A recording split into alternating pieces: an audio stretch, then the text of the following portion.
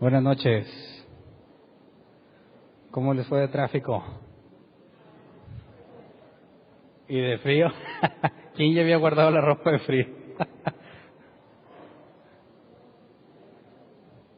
Acompáñenme por favor a Romanos capítulo 11, versículo 5. Vamos a continuar desde donde nos quedamos el domingo. Romanos 11, 5. Dice así: también hay en la actualidad un remanente escogido por gracia. El tema es el remanente de Israel. El domingo terminamos la segunda parte de la predestinación y demostramos que es bíblica y que es cierta. No hay forma de negarla. Podrás decir que no la entiendes, pero no puedes decir que no es bíblica. Y vimos que en la predestinación, aquellos que han sido elegidos están seguros en las manos de Dios. Si eres elegido, vas a ser salvo y no depende de ti, y eso también no lo puedes negar porque está en la Escritura. Pero eso nos lleva a un problema, entre comillas, cuando consideramos a los judíos.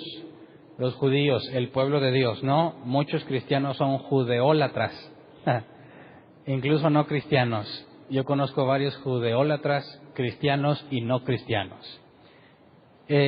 ¿Por qué les decimos así? Pues porque piensan que los judíos son lo máximo.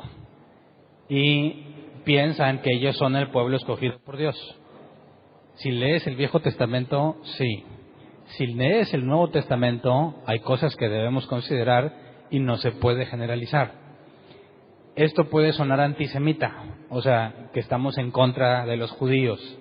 Y en la historia de la iglesia cristiana ha habido sectas o denominaciones que se han sentido superiores a los judíos y que han menospreciado a los judíos o que consideran a los judíos como enemigos.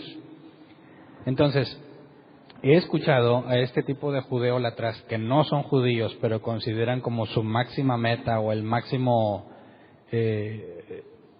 honor que pueda recibir, que es el ser judío, defienden mucho a los judíos y aseguran que son el pueblo escogido por Dios. Pero entonces, cuando analizamos la realidad de lo que sucede, vemos que el judaísmo en su mayoría no reconoce a Jesús como el Mesías. Si realmente la elección soberana de Dios está activa desde el principio de la creación hasta el fin, y Dios dijo en el Antiguo Testamento que había escogido a los israelitas, a lo que le llamamos hoy judíos, ¿verdad?, a los que había escogido, entonces ¿por qué, si la elección es cierta y el llamamiento de Dios es el que eligió, lo llama, ¿verdad? Al que llama justifica y el que justifica glorifica. Entonces, ¿por qué la realidad no concuerda con el judaísmo? El judaísmo rechaza a Jesús como Mesías. Y yo he escuchado y he leído, principalmente he leído esto que los propios judíos usan como argumento. Si Jesús fuese realmente el Mesías, ¿por qué la mayoría de los judíos no lo aceptan? Si realmente proviniera de Dios, el pueblo de Dios debería ser el primero en abrazar a Jesús como el Mesías. Entonces, Pablo, en la carta de los Romanos, saca a flote este problema para explicarnos cómo conciliar la elección de Dios con lo que pasa con los judíos. Y nos lleva a conclusiones interesantes, porque si los judíos son el pueblo escogido por Dios, pero los judíos no aman a Jesús, ¿cuál es la conclusión bíblica lógica? Leamos Juan 8:42. Y son palabras de Jesús. Dice, si Dios fuera su Padre, hablando con las personas, creo que eran fariseos los que lo estaban acusando aquí. Dice, si Dios fuera su Padre, les contestó Jesús, ustedes me amarían, porque yo he venido de Dios y aquí me tienen. No he venido por mi propia cuenta, sino que Él me envió. Entonces estas palabras nos dejan ver que si tú realmente vienes de Dios o eres de Dios, amarías a Jesús. Si no amas a Jesús, ¿cuál es la conclusión? No eres de Dios. Y luego, Juan 13:20. Ciertamente les aseguro que el que recibe al que yo envío, me recibe a mí. Está hablando Jesús. Y el que me recibe a mí, recibe al que me envió. Si una persona no recibe a Jesús, no una oración, ¿verdad?, de que te recibo como mi Señor y Salvador, no. Si no lo recibe como quien es Dios mismo encarnado, entonces no tiene a Dios. Cuando tú analizas a los judíos actuales que no aman a Jesús y no reciben a Jesús, ¿cuál es la consecuencia lógica, bíblicamente hablando? No son de Dios. Entonces, ¿todos los judíos son el pueblo elegido de Dios, sí o no? Pareciera una contradicción, porque leímos hace tiempo, cuando analizamos al verdadero judío, el tema se llamaba así, el verdadero judío, que incluso cuando hablamos sobre la elección, Dios dice que le dijo a Israel, yo los he elegido entre todas las naciones. Entonces, ¿por qué no lo vemos en Jesús? ¿Por qué no vemos esa elección? Si realmente Dios te elige y te llama, como Jesús dijo, nadie puede venir a mí si no es, según el original, arrastrado por el Padre, ¿por qué no pasa eso con los judíos? Entonces, recordemos que Pablo está hablándole a una congregación que está compuesta por gentiles y por judíos. Entonces, si los judíos no aman a Jesús, por consecuencia no pueden tener a Dios. Leamos Romanos 9, 30-33, donde Pablo analiza este asunto. Dice, ¿qué concluiremos? Romanos 9, 30-33. ¿Qué concluiremos? Pues que los gentiles que no buscaban la justicia la han alcanzado. Me refiero a la justicia que es por la fe. En cambio, Israel, que iba en busca de una ley que le diera justicia, no ha alcanzado esa justicia. ¿Por qué no? Porque no la buscaron mediante la fe, sino mediante las obras, como si fuera posible alcanzarla así. Por eso tropezaron con la piedra de tropiezo, como está escrito, miren que pongo en Sion una piedra de tropiezo y una roca que hace caer, pero el que confíe en él no será defraudado. Y en el Nuevo Testamento sabemos quién es esa roca, ¿verdad? Jesús, tropezadero. Dios mismo dijo, cuando ponga la roca van a tropezar ahí. Y entonces Pablo empieza a darnos cierta información de por qué los judíos tropiezan. Y nos empieza a decir que Dios dijo y profetizó desde muchos años antes que iba a suceder eso, que Dios pondría una roca y que esa roca provocaría que muchos judíos tropezaran. Pero, cambio de micrófono. Gracias. Pero, nosotros que no buscábamos a Dios, tenemos la justicia de Dios. ¿Se acuerdan quién era la justicia de Dios? Jesús. Jesús es la justicia de Dios. Y cuando analizamos el tema del don de la justicia, vemos que lo que Jesús alcanzó, nos lo regala. Y justicia es aprobado por Dios según el griego. Entonces, dice que los judíos que buscaban la justicia no la tuvieron, no la encontraron. Pero nosotros que no la buscábamos, sí la encontramos. Y nos adelanta que estaba profetizado que tropezarían. Cuando lees estos pasajes, parece que Pablo está en contra de los judíos.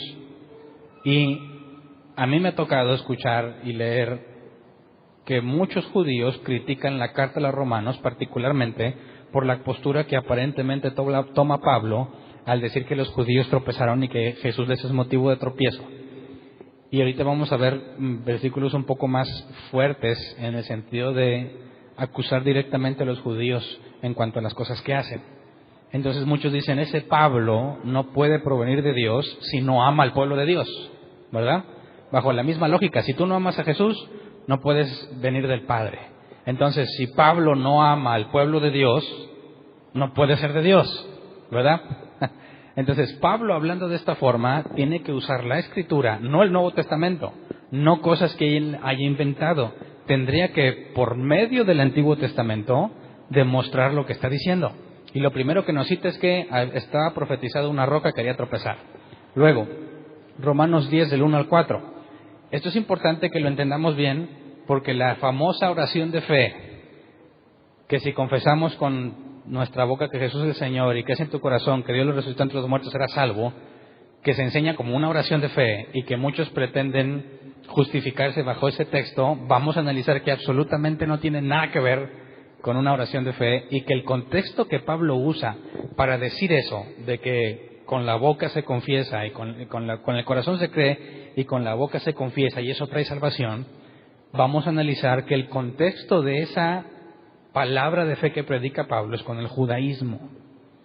Así que leamos Romanos 10 del 1 al 4. Dice, hermanos, el deseo de mi corazón y mi oración a Dios por los israelitas es que lleguen a ser salvos. Puedo declarar en favor de ellos que muestran celo por Dios, pero su celo no se basa en el conocimiento. No conociendo la justicia que proviene de Dios y procurando establecer la suya propia, no se sometieron a la justicia de Dios. Pausa. Aquí puede sonar medio complejo si no tenemos el contexto correcto. Para empezar, en el versículo 1 nos dice que Él desea que los israelitas lleguen a ser salvos. Así que no es que esté en contra de ellos. Y por medio de la Escritura nos va a mostrar y se va a defender porque primero dice que tropiezan, pero al mismo tiempo el deseo de su corazón es que se salven, que lleguen a ser salvos. Y el versículo 3 parece revuelto, dice, no conociendo la justicia que proviene de Dios y procurando establecer la suya propia, no se sometieron a la justicia de Dios. Por eso hace un momentito les dije, ¿cuál es la justicia de Dios? Jesús, ¿verdad? Entonces, quitemos las palabras justicia que proviene de Dios por la palabra Jesús. Dice, no conociendo a Jesús y procurando establecer su justicia propia, no se sometieron a Jesús. ¿Queda claro? No lo conocen, quieren tener su propia justicia y por consecuencia no se someten a Jesús. ¿Por qué? Dice, ahorita nos va a explicar más adelante, pero leamos el versículo 4, dice, de hecho, Cristo es el fin de la ley para todo el que cree, para que todo el que cree reciba la justicia. Cristo es el fin de la ley para que todo el que cree reciba la justicia. Y esto puede ser muy ofensivo para los judíos, porque lo más sagrado que tienen es la ley, ¿verdad? Y si tú le dices que Cristo es el fin de la ley, y Dios dijo que la ley es eterna, ¿verdad? Y Jesús mismo dijo que no se dejará de cumplir ni una sola letra, tilde de la ley. Entonces, ¿por qué Pablo nos dice que Cristo es el fin de la ley si el propio Jesús dijo que la ley no se dejará de cumplir? No podría tener fin la ley si siempre se va a cumplir. Entonces, versículo 5 nos empieza a explicar al detalle el problema que tiene el judaísmo. Dice, así describe Moisés la justicia que se basa en la ley. Quien practique estas cosas vivirá por ellas. Pablo va a hacer un contraste entre la ley de Moisés y Cristo, la justicia de Dios. Y lo primero que dice, bajo la ley de Moisés, dice, y leamos Levítico 18:5, que es lo que Pablo está citando aquí. Pablo, por medio del Antiguo Testamento, va a demostrar su punto. Y citando al Levítico 18:5 que dice, observen mis estatutos y mis preceptos, pues todo el que los practique vivirá por ellos, yo soy el Señor. Entonces, aquellos que viven bajo la ley de Moisés, para que puedan salvarse, tienen que cumplirla, ¿verdad?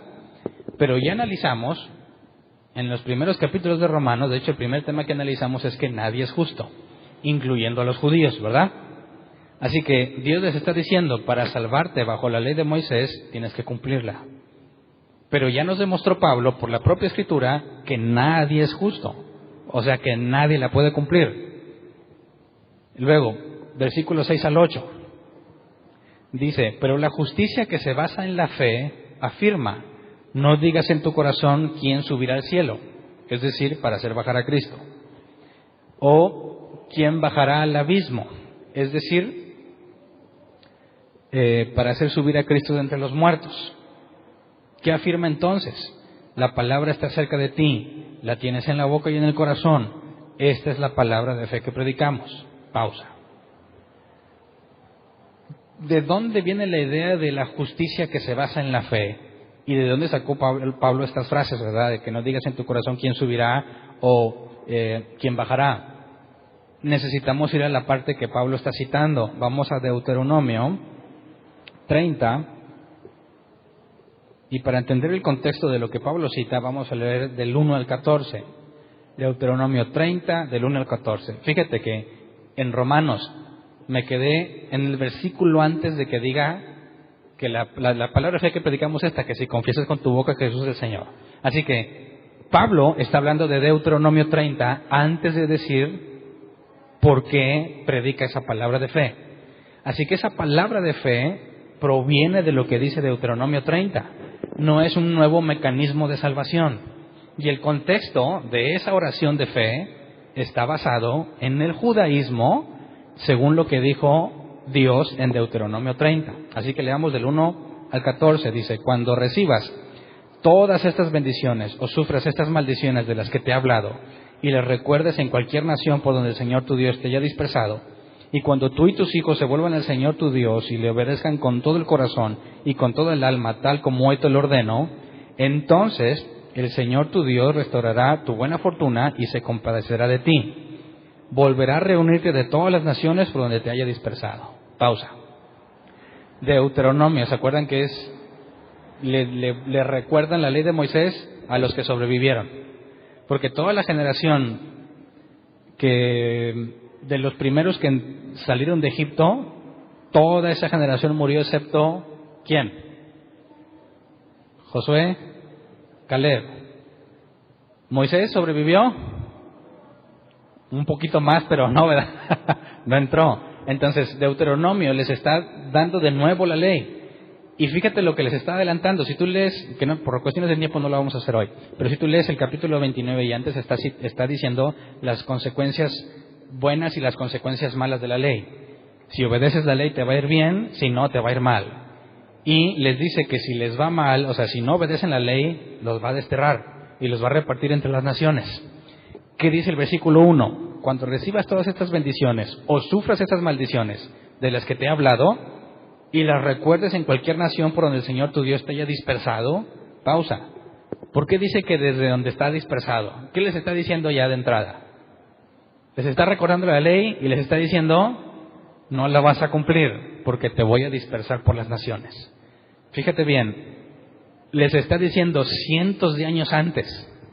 Les está recordando la ley de Moisés y de entrada ya les está diciendo, llegará el día en que te voy a dispersar por todas las naciones porque no guardaste la ley. Versículo 2. Y cuando tú y tus hijos se vuelvan al Señor tu Dios y le obedezcan con todo el corazón y con todo el alma, tal como hoy te lo ordeno, entonces el Señor tu Dios restaurará tu buena fortuna y se compadecerá de ti. Volverá a reunirte de todas las naciones por donde te haya dispersado. ¿Ves? Para que esto se cumpla, primero los tuvo que dispersar. Y para que los dispersara, tenían que fracasar en cumplir la ley. Así que Dios les está diciendo, el día en que estés dispersado porque no cumpliste, yo te voy a restaurar. Versículo 4. Aunque te encuentres desterrado en el lugar más distante de la tierra, desde allá el Señor tu Dios te traerá de vuelta y volverá a reunirte.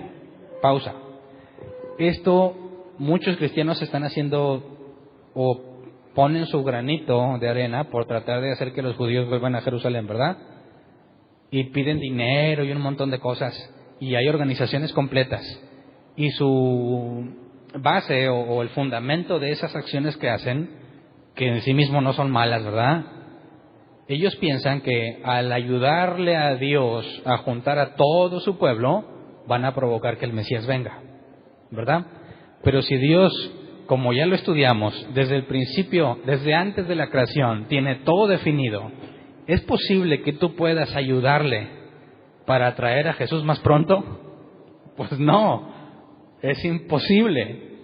Dios no podría decir, a ver, le están echando ganas, si me juntan otros 1000, me animo a mandarles el Mesías. No, no hay forma de que lo adelantes. Así que, ¿es malo que les ayudes a regresar? Claro que no. Lo malo es que les ayudes porque quieras apresurar la venida del Mesías. Así que no estoy diciendo que no los ayudes, allá tú si los quieres ayudar. Pero vamos a seguir leyendo para entender este asunto.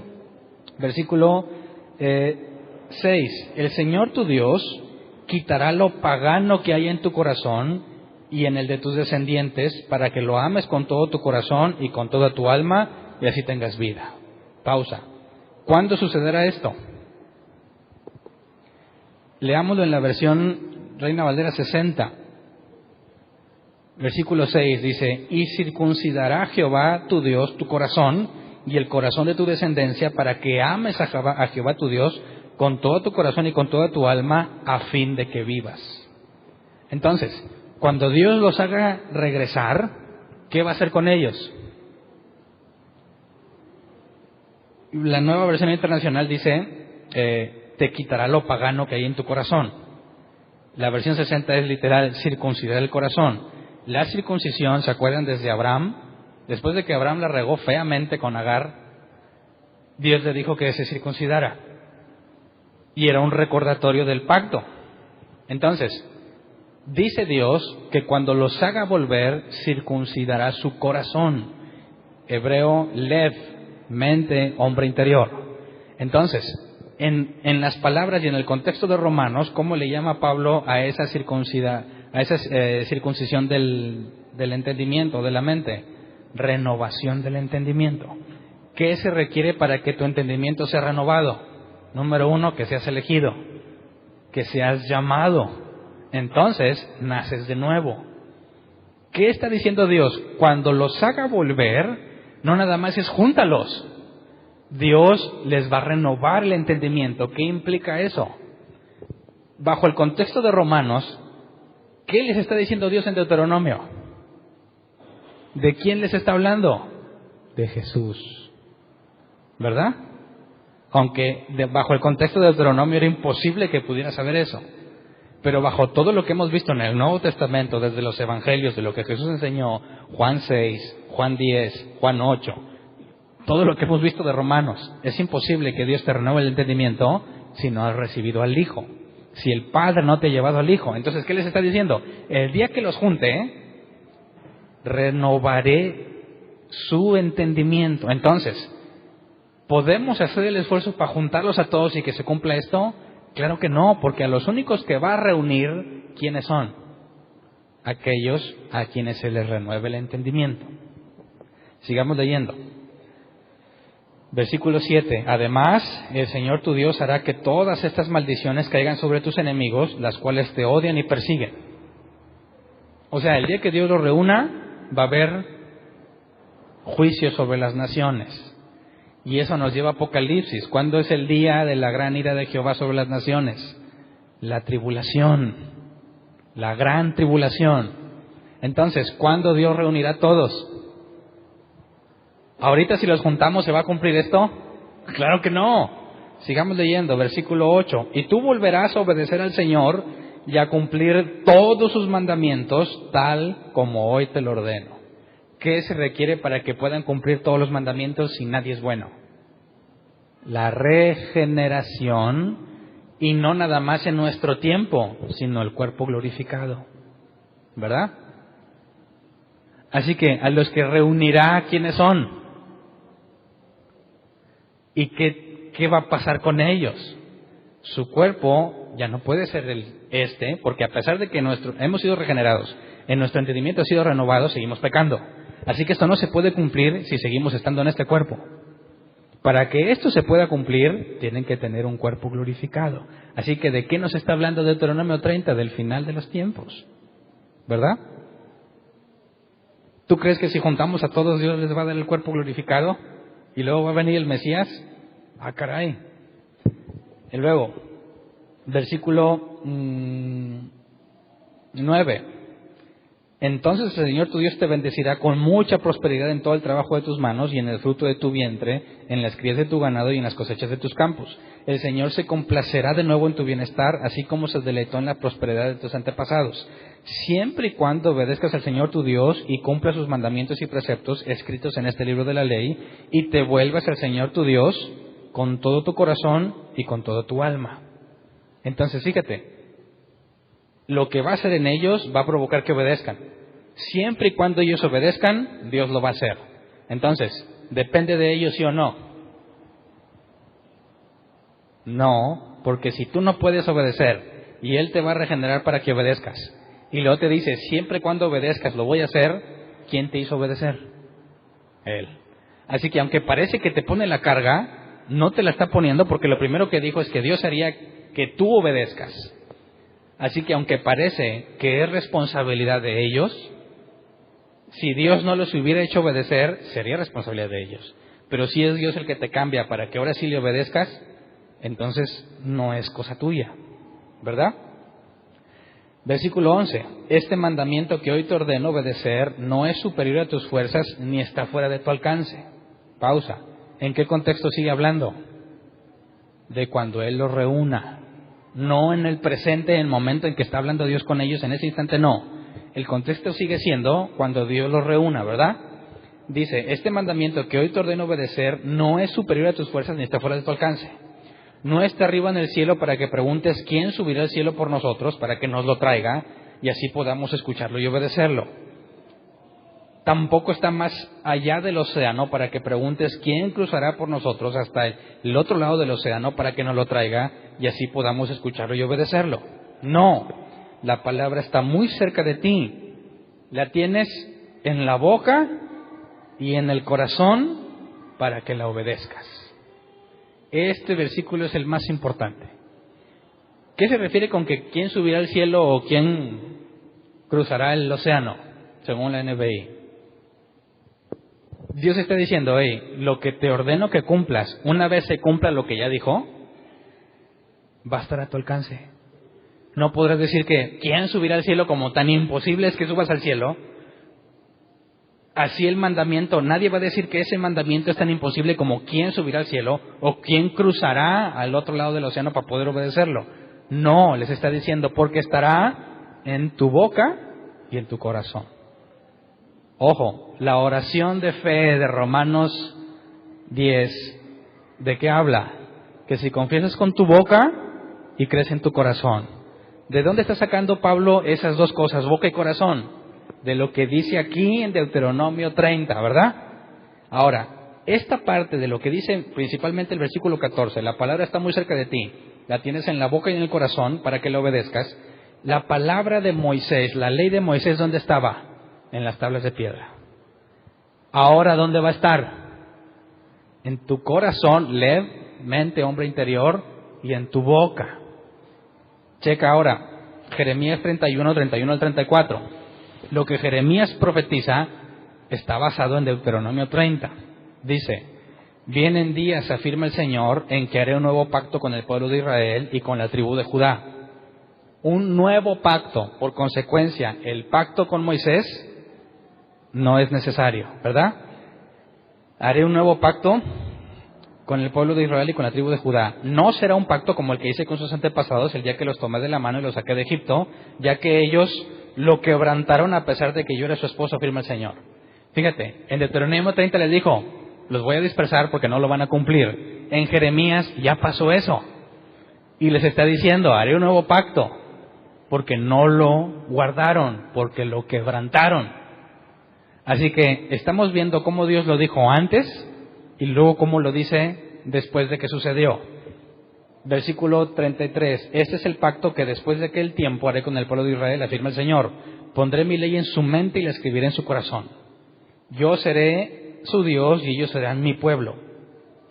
Ya no tendrá nadie que enseñar a su prójimo ni dirá nadie a su hermano, conoce al Señor, porque todos, desde el más pequeño hasta el más grande, me conocerán, afirma el Señor. Yo les perdonaré su iniquidad y nunca más me acordaré de sus pecados. Y te da un poco más de información.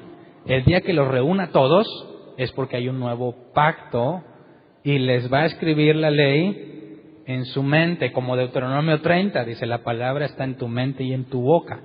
Aquí nos está hablando de la mente, espérate, ahorita nos dice de la boca. Entonces, ya nadie tiene que enseñar a su prójimo porque todos lo van a conocer. Si tú juntas a los judíos ahorita, ¿ya todos lo van a conocer? ¿No? Y me extraña que es gente muy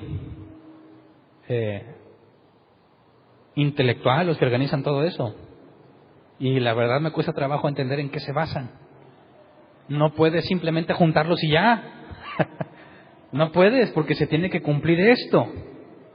Entonces, nos habla de que después de que ya se cumplió lo que Dios profetizó en Deuteronomio 30, ya lo quebrantaron y todavía le dice, todavía falta tiempo, ¿verdad? Ahora vamos a Ezequiel 36, 25 al 27. Nuevamente dice, está enfocado en lo mismo, los rociaré con agua pura y quedarán purificados, los limpiaré de todas sus impurezas e idolatrías. Les daré un nuevo corazón y les infundiré un espíritu nuevo. Les quitaré ese corazón de piedra que ahora tienen y les pondré un corazón de carne. Infundiré mi espíritu en ustedes y haré que sigan mis preceptos y obedezcan mis leyes. Nuevamente está hablando del cambio que va a ser para cuando los reúna y puedan cumplir. Entonces, los limpiará de todas sus impurezas e idolatrías. En Deuteronomio 30 dijo, los reuniré y los restauraré. Entonces, la justicia que los judíos recibirán es por medio de la ley de Moisés o es la justicia que Dios da? La justicia que Dios da, la justicia que obtuvo Jesús, que la justicia es un don de Dios y se recibe por medio de ¿qué? Por medio de la fe. Así que para que los judíos puedan recibir el nuevo pacto tienen que tener fe. ¿Fe en quién? No es fe en cualquier cosa, es fe en el Hijo. Entonces, para que la profecía de Deuteronomio 30 que se cumpla, todos los judíos que entren en esa promesa reconocerán a Jesús. ¿Y cuándo sucederá esto? Por las características que nos da. No puede suceder mientras estemos aquí, ¿verdad? Todo Israel, nos va a decir Pablo en la carta de los Romanos, y me estoy adelantando un poco, dice, todo Israel será salvo. Pero ¿todos? ¿Absolutamente todos? No. Vamos a Romanos 3:20. Fíjate cómo Deuteronomio 30 puso las bases para lo que se profetizó en Ezequiel y en Jeremías, ¿verdad? Sobre el nuevo pacto. Romanos 3:20 dice, por tanto, nadie será justificado en presencia de Dios por hacer las obras que exige la ley. Más bien, mediante la ley cobramos conciencia del pecado. ¿Por qué concluye así Pablo? Bueno, si Dios prometió que los restauraría porque no guardaron la ley de Moisés y que el nuevo pacto no tiene nada que ver con la ley de Moisés, entonces nadie será justificado por obedecer la ley de Moisés. ¿Y para qué sirve entonces? Para cobrar conciencia del pecado. ¿Se acuerdan que lo estudiamos eso? Tú no puedes saber qué tan rata eres si no hay un mandamiento que dice no robarás, ¿verdad? ¿Quieres saber qué tan bueno eres? Compárate con los mandamientos. ¿Y cuál es la conclusión a la que vas a llegar? Que eres un vil pecador. ¿Y a qué te debe de llevar eso? Si eres capaz de reconocerlo, que sabemos que los únicos que lo pueden reconocer son ¿quiénes? Aquellos a quien se les ha renovado el entendimiento. ¿Qué tendrías que hacer con Dios cuando te das cuenta que no lo puedes cumplir? Humillarte y pedirle que te justifique. Y la justicia, por medio de la fe en el Hijo del Hombre, va a llegar a ti. Entonces, la ley te guía ¿a quién? A Cristo. ¿Sí? Entonces, cuando Pablo dice, además de que nadie es bueno, nadie es justo y tu naturaleza pecadora es imposible con tu naturaleza pecadora es imposible que cumplas la ley, Pablo está demostrándonos ahora que no nada más es ese hecho, sino que Dios lo dijo también. Así que estamos en un serio problema si tú crees que tú puedes sostener tu salvación, porque estás cometiendo el mismo error que los judíos que piensan que pueden sostenerse cumpliendo la ley de Moisés. Si tú dices, no, la salvación se pierde, depende de mí, estás cometiendo exactamente el mismo error que los judíos. No te has dado cuenta de lo malo que eres. Piensa que todavía tienes esperanza y que tú puedes mantenerte intachable ante Dios, cosa que es imposible.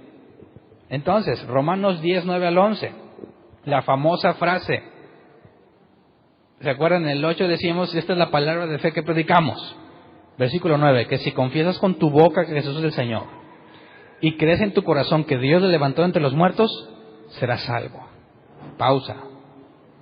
¿Es esto una oración que tienes que hacer? Nada que ver. Totalmente fuera de contexto, ¿verdad? Si tú le dices a una persona, mira, Romanos 10:9 dice que si confiesas con tu boca y crees en tu corazón serás salvo, así que dime, yo confieso a Jesús como Señor y mi Salvador y creo en mi corazón que resucitó entre los muertos, y te dicen, bienvenido hermano, hay fiesta en el cielo. Dices, hijo de eso, qué bárbaro. ¿Cómo llegaron a esa conclusión? ¿A quién se le ocurrió que esta era una oración? ¿Qué clase de ignorante eras cuando enseñabas eso? Y me incluyo. ¿Te das cuenta cómo andabas, pero mal, pésimamente mal? ¿Qué tanto trabajo les costaba leer un poquito más? ¿Qué tanto trabajo me costaba? Nada, y no lo hacía. ¿Por qué? Porque no has sido regenerado. Tu razonamiento es corrupto. ¿Qué prefieres? Bueno, antes de preguntarte qué prefieres, veamos qué es lo que nos explica Pablo con estas cosas. Porque la fe, crees con tu mente, ¿verdad? Y con la boca lo confiesas. Fíjate, versículo 10. Porque con el corazón se cree, pistis, eres persuadido. Y la palabra corazón aquí hace referencia a lo que el contexto de Deuteronomio 30 está hablando. Cardia en griego, mente, hombre interior, lo mismo. Con tu mente eres persuadido. El que con el corazón se cree para ser justificado. ¿Qué está diciendo? ¿Cómo se obtiene la justicia de Dios? Por medio de la fe. Así que lo que nos está diciendo es algo que ya nos había dicho. Por medio de la renovación de tu entendimiento, eres persuadido. Y entonces, por medio de esa persuasión, que es la fe, recibes el don de justicia. Ok. Pero con la boca se confiesa para ser salvo. ¿Cuál es el contraste entre la boca y la mente? Una cosa es lo que crees aquí y otra cosa es lo que haces. La boca es acción y la mente o la fe es intelecto. La fe sin obras es muerta. Regresemos a Deuteronomio 30 cuando dice, el mandamiento no es imposible para ti, lo tienes en tu boca y en tu corazón, para que puedas cumplirlo. Entonces esta parte dice, con el corazón se cree para ser justificado, pero con la boca se confiesa para ser salvo. ¿Por qué soy salvo por medio de la boca? Porque la fe sin obras es muerta. ¿Qué nos está diciendo entonces? Que no nada más basta con estar persuadido, sino que tiene que haber evidencia. ¿Y se acuerdan cuando hablamos sobre el ser guiado por el Espíritu Santo y los frutos del Espíritu? Es decir, si tú eres hijo de Dios, vas a hacer lo que Dios dice. Entonces, tus acciones son la evidencia que te lleva a la salvación porque primero fuiste persuadido. Y luego dice, así dice la Escritura, todo el que confía en Él no será jamás defraudado. Y eso nos va a llevar a Joel 2, pero ahorita antes de irnos con Joel, ¿qué se refiere entonces con la palabra de fe que predica? Tienes que creerlo y tienes que darme evidencia. Dios dijo, la palabra, o sea, haciendo referencia el contraste con la ley de Moisés, la palabra ya no está escrita en piedras, está en tu corazón y en tu boca, y la puedes cumplir. Así que cuando Pablo está diciendo que si confiesas con tu boca y crees en tu corazón, Pablo está diciendo, tienes que creer y tienes que mostrarme que eres capaz de obedecer la ley. ¿Por qué no predican ese verdadero mensaje y mejor se predica una oración? ¿Qué es más fácil? Si quieres llenar a la iglesia de gente y convencerlos de que son salvos, ¿qué es más fácil? ¿Pedirles evidencia o pedirles que hagan una oración? Pues una oración. Y como lamentablemente nuestros amigos cristianos, y no les llamo hermanos porque no sé, nuestros amigos cristianos miden el éxito según el número, y te pones a pedirle evidencia a todos, ¿con cuántos te vas a quedar? Así que es mucho mejor para el éxito de mi ministerio y para mi reputación predicar oraciones de fe para ganar miembros en la iglesia. Así que no nada más es un error. No, es que no lo había entendido. ¿Quién es el verdadero creyente? El que cree y obra. No nada más el que cree, no nada más el que obra. Y este tiene dos contextos. Gentil, ¿tú crees? Demuéstramelo. Judío, tengo las obras. ¿Dónde está tu fe? En Jesús. Así que por eso, esta palabra de fe que predica es un mensaje para una congregación mixta, donde al judío le dice, tus obras no bastan, y al gentil le dice, lo que crees no basta. Gentil, tú que no hacías obras, ahora hay que hacerlas. Judío, tú que haces obras, ahora tienes que creer en Jesús, que es la piedra de tropiezo. Entonces, ¿es esa la palabra de fe que predicamos también nosotros?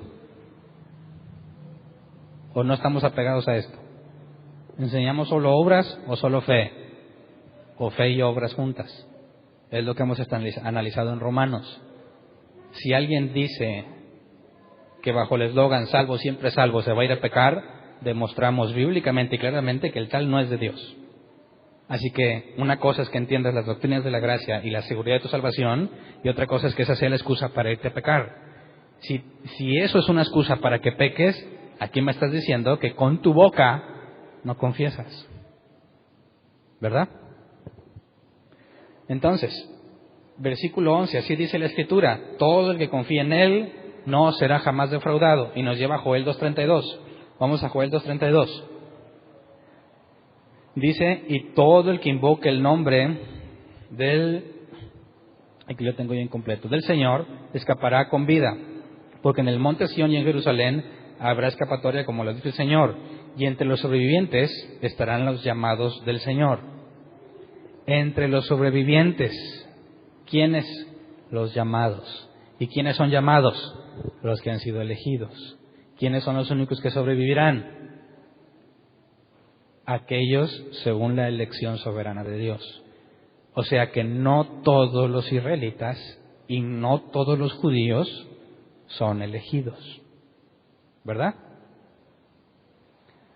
Regresemos a Romanos 10, 12 al 3. Si lo que Joel dice es cierto, todo el que invoque el nombre del Señor, entonces Pablo concluye así: no hay diferencia entre judíos y gentiles, pues el mismo Señor es Señor de todos y bendice abundantemente a cuantos lo invocan, porque todo el que invoque el nombre del Señor será salvo. Entonces, acuérdate que invoque el nombre está bajo el contexto de Deuteronomio 30. El que hace las cosas que Dios pide, sea judío o sea gentil. Pero el que hace no basta, sino que tiene que creer.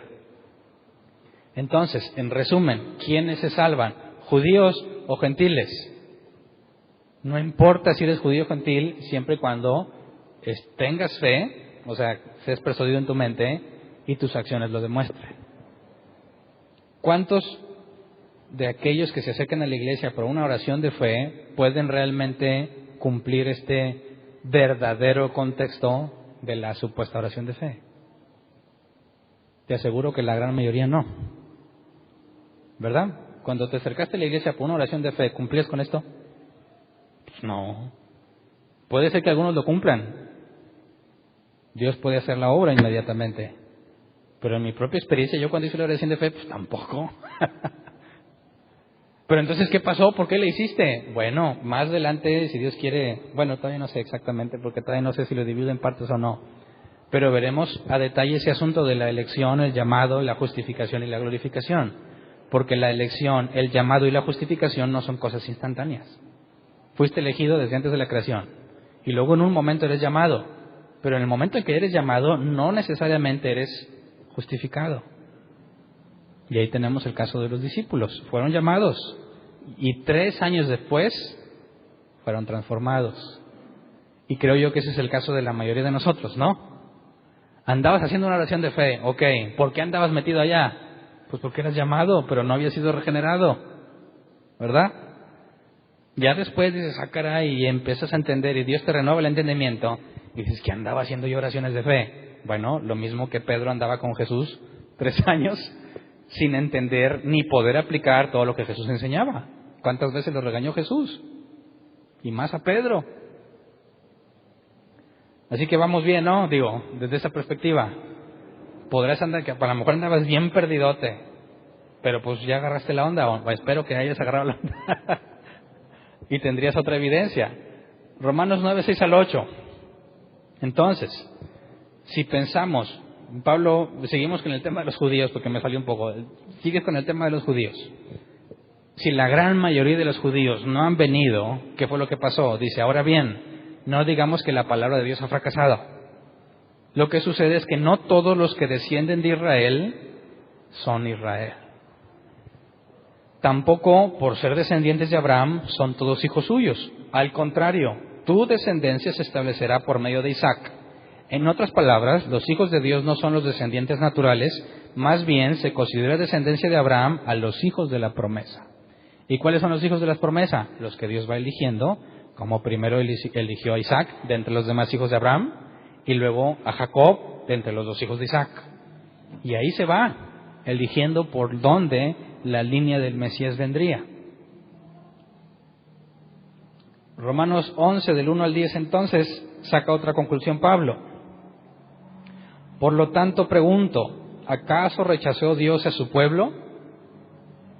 O sea, si asumes que todo Israel era pueblo de Dios, la única conclusión es que Dios tuvo que rechazar a algunos. ¿Acaso rechazó Dios a su pueblo? De ninguna manera. Dice Pablo, yo mismo soy israelita, descendiente de Abraham, de la tribu de Benjamín.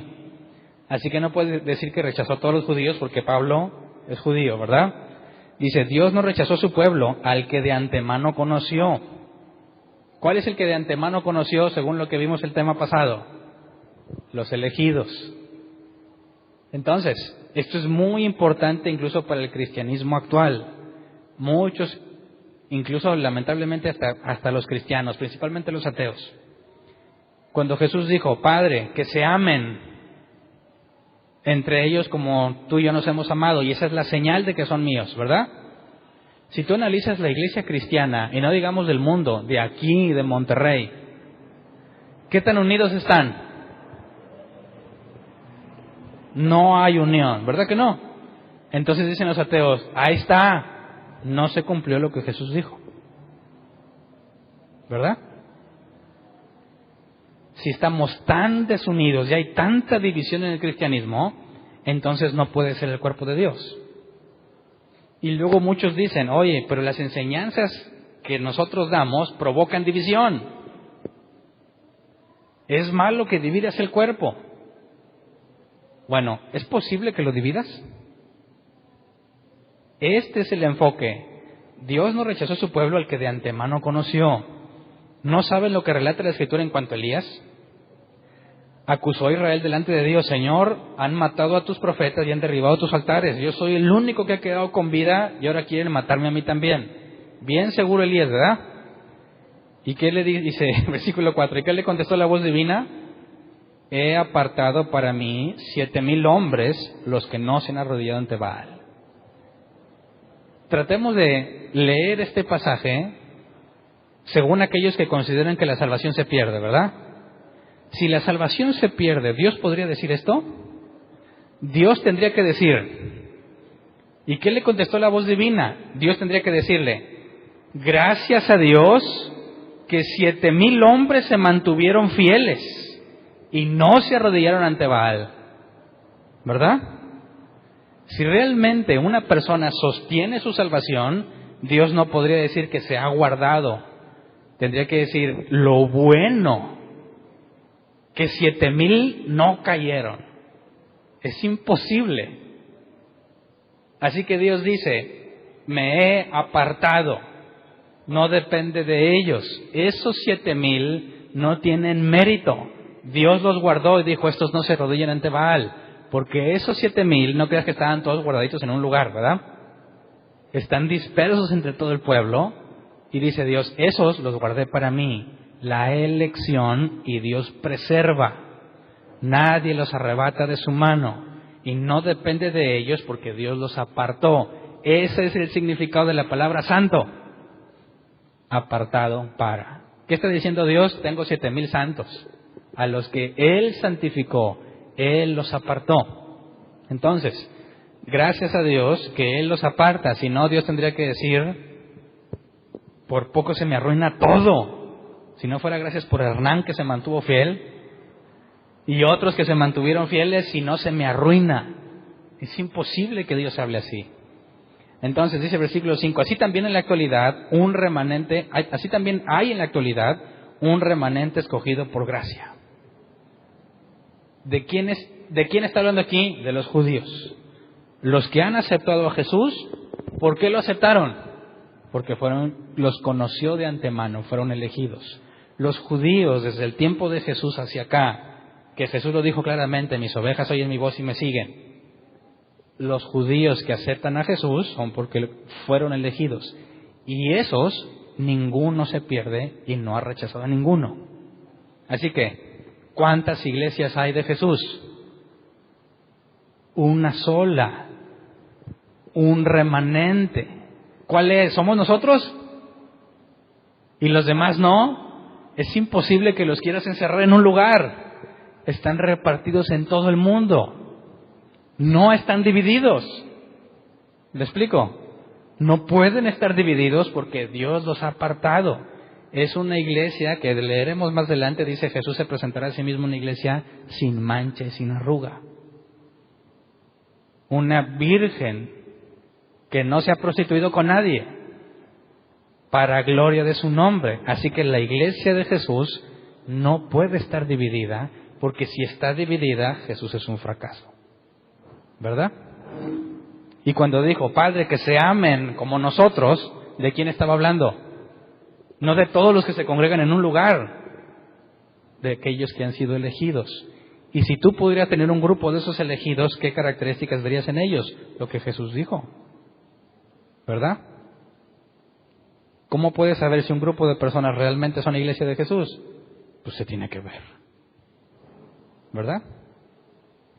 Entonces, versículo 7, ¿qué concluiremos? Pues que Israel no consiguió lo que tanto deseaba, pero sí lo consiguieron los elegidos. Los demás fueron endurecidos. ¿Se acuerdan que lo analizamos el domingo?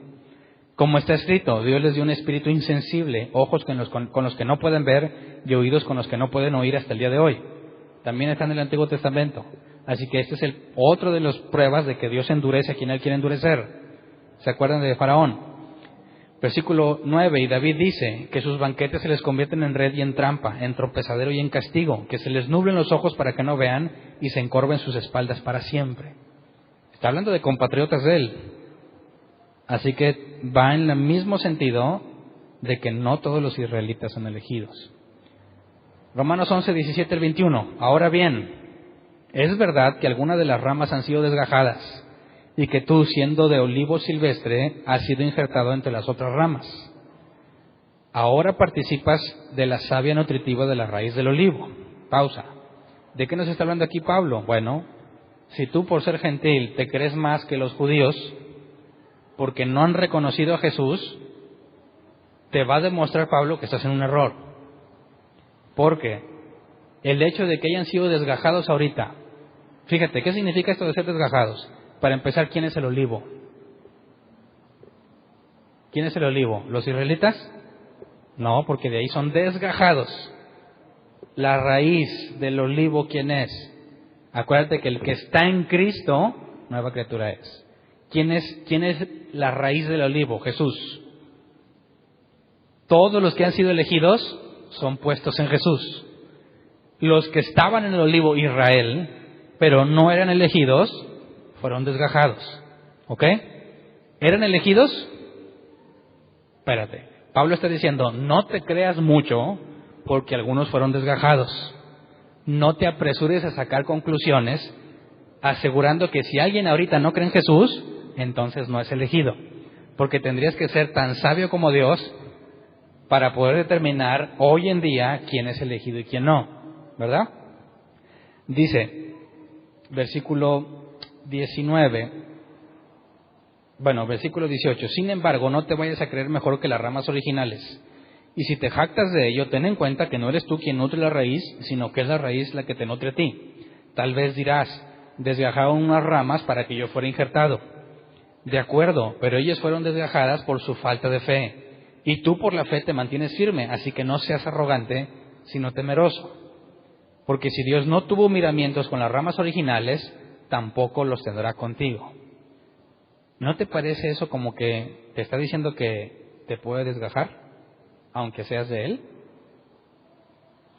Estos son pasajes que usan aquellos que aseguran que la salvación se pierde también. Dicen, espérate, si a los de Israel los desgajó, también te dice, a ti te puede pasar lo mismo. Así que ¿tienes seguridad o no tienes seguridad? Como ya hemos demostrado. Si ya demostramos bíblicamente que tenemos la salvación segura, y luego el mismo Pablo nos dice que no, Pablo se está contradiciendo él solo, ¿verdad? Y tendríamos que tirar a la basura el libro de Romanos. Si lees hasta ahí, todo parece indicar que no puedes estar seguro. Pero leamos versículos 22 y 23. Por tanto, considera la bondad y la severidad de Dios. Severidad hacia los que cayeron y bondad hacia ti. Pero si no te mantienes en su bondad, tú también serás desgajado. Y este parece que es otro punto en contra, ¿verdad? Si no te mantienes, pero no. Vamos a la versión 60, que la versión 60 lo traduce literalmente. ¿Qué dice? Versículo 22. Mira pues la bondad y la severidad de Dios. La severidad ciertamente para con los que cayeron, pero la bondad para contigo, si permaneces en esa bondad. Y eso no es si te mantienes, si permaneces. Eso no depende de ti, porque ¿quién te mantiene en la bondad de Dios? Dios mismo, ¿verdad? Así que no está hablando de que aguas que te desgajan. No, te está diciendo que mientras tú te mantengas en esa verdad, en esa bondad, no vas a ser desgajado. Si Dios no te mantiene ahí, ¿cuál sería ese caso? Ananías y Zafira, Alejandro, Himeneo, Fileto, personas que se acercaron, ¿verdad? Recibieron beneficios, pero no permanecieron en esa bondad. Judas es el caso más claro. Entonces no está diciendo en ningún momento que contradice lo que ya demostró antes. Y no está diciendo que depende de ti. Está diciendo, al contrario, a nuestro favor, que solo el que persevera se salva. Solo el que permanece en la bondad. ¿Verdad? Entonces, versículo 23, y si ellos dejan de ser incrédulos, estarán injertados, porque Dios tiene poder para injertarlos de nuevo. Así que, esta es la parte que te obliga a no jactarte. Porque si ellos fueron desgajados ahorita y tú ves que no creen en Jesús, si de repente dejan de ser incrédulos, pero ¿ellos pueden dejar de ser incrédulos? Claro que no. Ya demostramos que es imposible para el humano natural. ¿Qué se requiere para que seas crédulo, para que recibas fe? Que Dios te haya elegido. O sea, que el hecho de que alguien tropiece no es sinónimo de que nunca fue elegido. Porque si su incredulidad desaparece, o sea, si Dios le da fe, lo va a volver a injertar. El hijo pródigo, ¿qué pasó con él? Estaba en la casa de su padre. Ya me quiero ir, vete. Lo desamparó, lo rechazó. Dios hizo que volviera después. Trató con su vida y lo hizo volver. Así que si tú ves que incluso, no hablando de los judíos, entre nosotros, de repente alguien se va. Pues tú eres de los no elegidos y te vas a ir al infierno. Claro que no. No puedes jactarte. No puedes decir yo sí, tú no. Lo más que puedes hacer, según la Escritura y Mateo 18, es te expulsamos de la congregación con la esperanza de que veamos la evidencia de que eres de Dios. Y si no, estaban con nosotros, mas no eran de nosotros. ¿Me explico? Pero ¿cómo vas a saber si realmente no eran elegidos? Pues hasta que se muera o que Cristo venga. Y aún así, tú no sabes si en el último instante Dios le concedió arrepentirse. Así que solamente tendremos la certeza de quién era elegido hasta que estén reunidos los elegidos allá. Y entonces voy a ver quién de ustedes, yo voy a andar allá bien a gusto y voy a ver quién de ustedes sí era.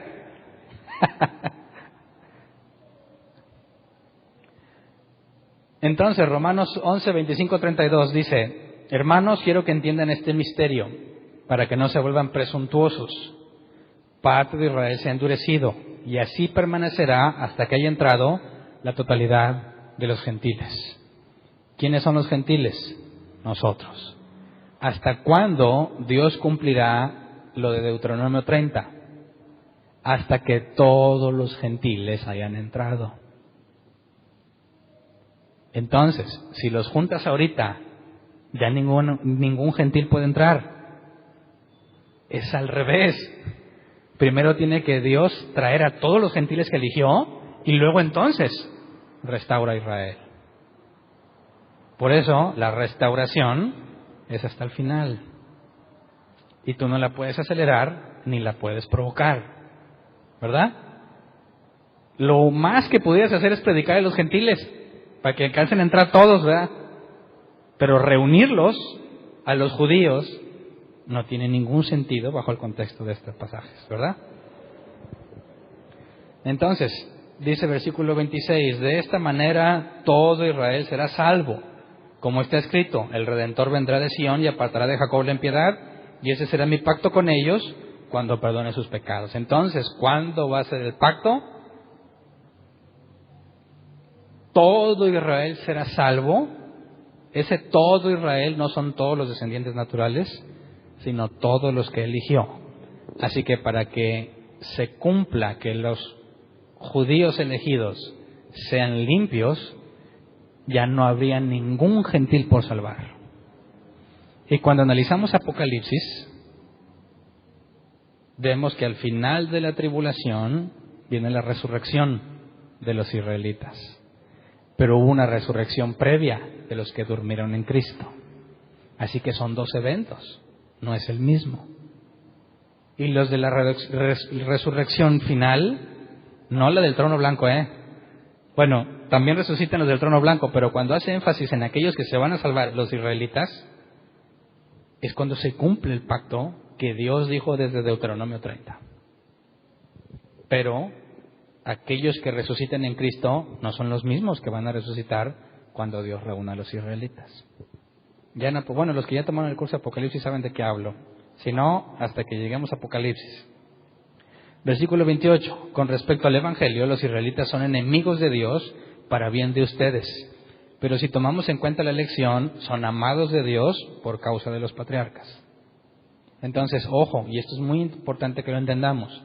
Los judíos que rechazan a Jesús no los podemos ver como pueblo de Dios. ¿Verdad que no? Son enemigos de Dios. Así que un judío, y lo toco y me traigo cosas de allá de Israel. No seas judeólatra. Es enemigo de Dios si no reconoce a Jesús, tal como lo éramos nosotros, ¿verdad? Dice, pero si tomamos en cuenta la elección, son amados de Dios por causa de los patriarcas, porque las dádivas de Dios son irrevocables, como lo es también su llamamiento. ¿Cuáles dádivas? ¿Y cuál llamamiento? Aquí no está hablando de todos los dones, está hablando de los judíos y de las cosas que Dios prometió que les va a dar, que es lo que leímos en Deuteronomio 30. Todo ese bienestar y todo que Dios prometió son las dádivas de Dios y son irrevocables, porque también su llamado es irrevocable. Así que es otro punto a favor de que si tú eres llamado porque fuiste elegido, es irrevocable. Dios no va a cambiar de opinión. ¿Verdad? El llamamiento es irrevocable. La última esperanza que queda para aquellos que aseguran que la salvación se pierde, si realmente Él te eligió y te llamó, como me tocó escuchar en un debate, que yo cuando fuimos a debatir otra congregación, dijo, pero ¿qué tal si Dios ya no te quiere? ¿Qué tal si Él dice, ya no? Bueno, hay que decirle este pasaje, ¿verdad? El llamamiento es irrevocable. No hay forma de que Dios diga, ya no. Solo los llamados son elegidos. Y es irrevocable el llamado, tienes la certeza. Entonces, versículo 30. De hecho, en otro tiempo ustedes fueron desobedientes a Dios, pero ahora, por la desobediencia de los israelitas, han sido objeto de su misericordia. Asimismo, estos que han desobedecido recibirán misericordia ahora como resultado de la misericordia de Dios hacia ustedes. En fin, Dios ha sujetado a todos a la desobediencia con el fin de tener misericordia de todos. ¿De qué nos está hablando? Bueno, si tú haces un resumen de todo lo que ha pasado desde Génesis hasta que escribe Romanos, tú podrías ver que Dios dijo, escojo a los israelitas entre todas las naciones del mundo, y les dio beneficios únicos, ¿verdad? Y a los gentiles no los peló. Pasa el tiempo, viene Jesús, y ahora, ¿a quién extiende su misericordia a Dios? A los gentiles, mientras endurece a los israelitas. Así que, si la balanza estaba a favor de los israelitas, después con el nuevo pacto, la balanza se va al otro lado. Pero si sacas el promedio, realmente es lo que dice aquí. Dios ha sujetado a todos a desobediencia con el fin de tener misericordia de todos. Así que es imposible que alguien se jacte de su salvación, porque así como has estado en desobediencia y luego te tiene misericordia, a los que primero les tuvo misericordia, también los va a dejar en desobediencia. Para que ninguno se jacte ante Dios, ya sea judío o gentil. Y con eso terminamos. 11:33 al 36 de Romanos dice, qué profundas son las riquezas de la sabiduría y del conocimiento de Dios. Qué indescifrables sus juicios e impenetrables sus caminos. ¿Quién ha conocido la mente del Señor o quién ha sido su consejero? ¿Quién le ha dado primero a Dios para que luego Dios le pague? porque todas las cosas proceden de Él y existen por Él y para Él. A Él sea la gloria por siempre. Amén.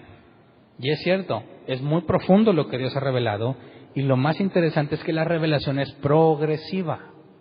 ¿Te das cuenta?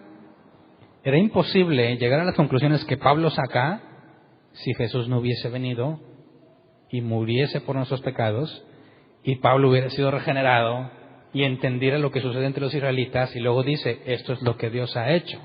Pero esto que Pablo encontró porque Dios le reveló, es imposible que Abraham lo supiera, ¿cierto? Y es imposible que Moisés lo supiera. Y es imposible que lo supiera Ezequías. Y échale, era imposible. Dios va revelando poco a poco todo el plan de salvación que tiene.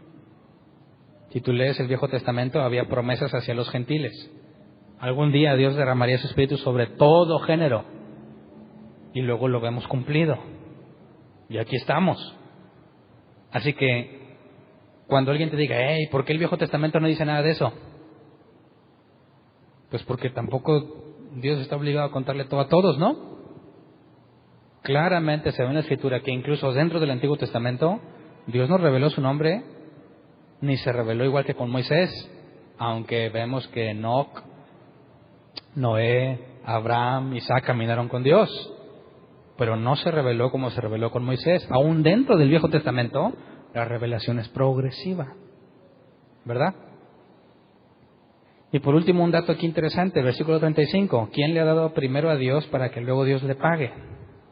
Dime si no hacen eso los que pactan con Dios. No dicen, ven y siembra para que Dios te bendiga.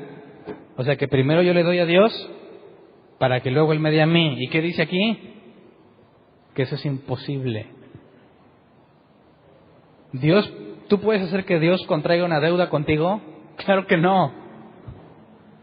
Si Dios ya lo sabe todo y todo está ordenado, es imposible que tú tomes iniciativa. Dios siempre tiene la iniciativa de las cosas. Dios acomoda todo. Tú vas reaccionando con tu libre albedrío, pero en circunstancias controladas. Así que es imposible que alguien diga, Señor, aquí te traigo en pacto. Yo ya cumplí, ahora cúmpleme tú. Imposible. Arrepiéntete si hiciste eso, yo ya me arrepentí. Entonces, ¿nos creemos más que los judíos? Es imposible. ¿Los judíos son más que los gentiles? Es imposible. Todos han desobedecido y Dios va a extender misericordia de quien Él quiera. Pero, si confiesas con tu boca que Jesús es el Señor y crees en tu corazón que Dios le resucitó entre los muertos, serás salvo. ¿Puedes entender el verdadero significado de esas palabras? ¿Enseñaste algo diferente? Levanta tu mano. Quien no lo haya enseñado, ¿por qué? Porque nunca se lo dijiste a nadie, o porque ya lo entendías.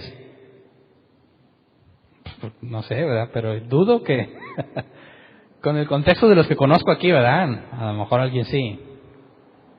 Andábamos bien perdidotes, pero perdidos. Y eso no nomás es así como algo gracioso, es algo grave. ¿Cuántos te escucharon y te hicieron caso? ¿Cuántos confiaron en lo que tú dijiste? Ay de aquel que es tropiezo. Estamos en una situación grave si no tuviéramos seguro la salvación, ¿verdad?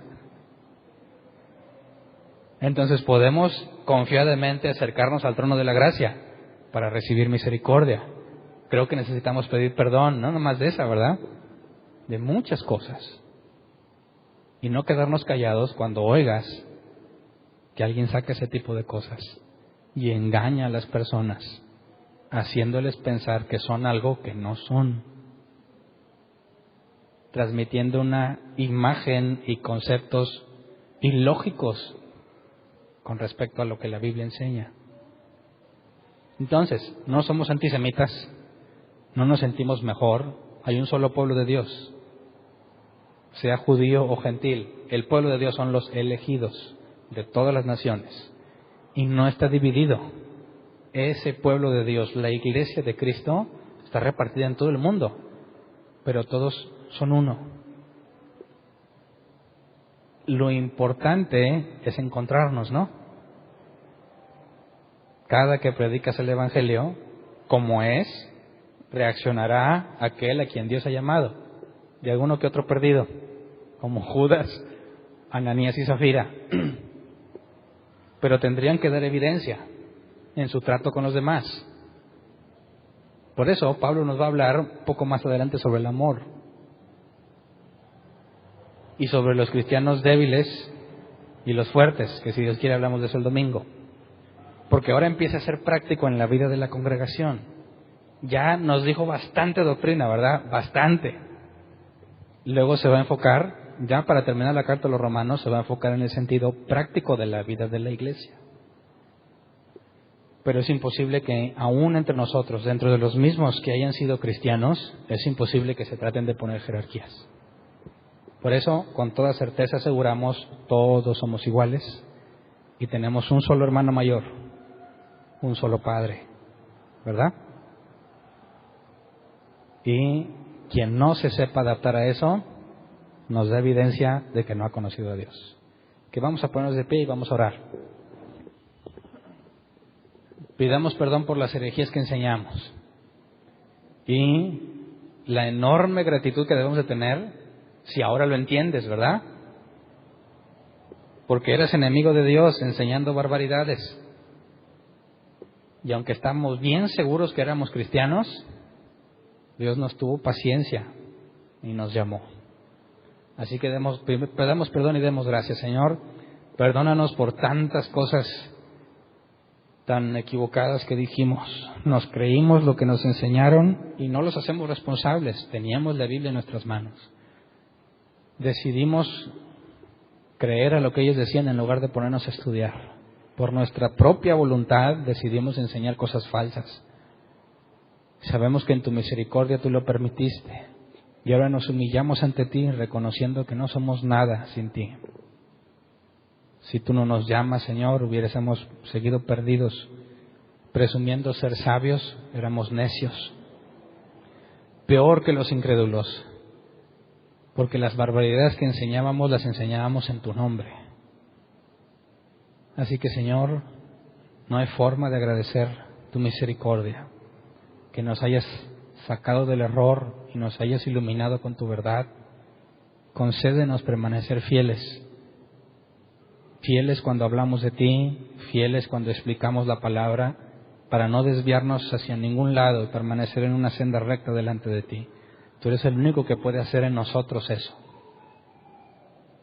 Si hablamos como tú lo dijiste, como tú lo enseñaste, como la Escritura lo dice, sabremos que es tu misericordia sobre nosotros, porque es imposible para nosotros en nuestra naturaleza poder entender tu sabiduría. Así que, Señor, que ninguno de nosotros se jacte cuando explique las cosas correctamente y alguien le diga, qué sabio eres, que responda con franqueza, no viene de mí. Esto viene de Dios. Solo Dios puede hacerte fiel. Solo Dios puede hacerte caminar por sendas rectas. Así que, en nuestra gratitud, también concédenos no extraviarnos, ni elevarnos y tener un concepto mayor del que debemos de tener. Concédenos caminar en humildad, reconociendo que si algo bueno podemos hacer, eres tú en nosotros quien lo ha hecho. Y concédenos el arrepentimiento cada vez que hemos hecho algo malo. Concédenos ser honestos. Si hay algo que no entendamos, concédenos quedarnos callados y decir, no entiendo. No tratar de hablar por hablar, con tal de no quedar mal o con tal de impresionar a alguien. Concédenos caminar delante de ti y presentarnos como obreros que no tienen de qué avergonzarse porque interpretan correctamente la palabra de verdad. Señor, perdónanos por todos aquellos que hicimos tropezar, que sabemos que está dentro de tu plan, cosas que tú permitiste, así que confiamos que a pesar de todos aquellos que hicimos tropezar, tus elegidos están seguros en tus manos. Señor, llénanos de tu palabra, llénanos de tu presencia, llénanos de tu sabiduría, para poder predicar fielmente lo que tú has escrito, Señor. Que todas nuestras acciones y lo que pretendamos enseñar glorifiquen tu nombre, a tu Hijo Jesús, y exaltemos el verdadero significado de la palabra de Dios. A ti sea la gloria y la honra por siempre, Señor. Gracias. Amén.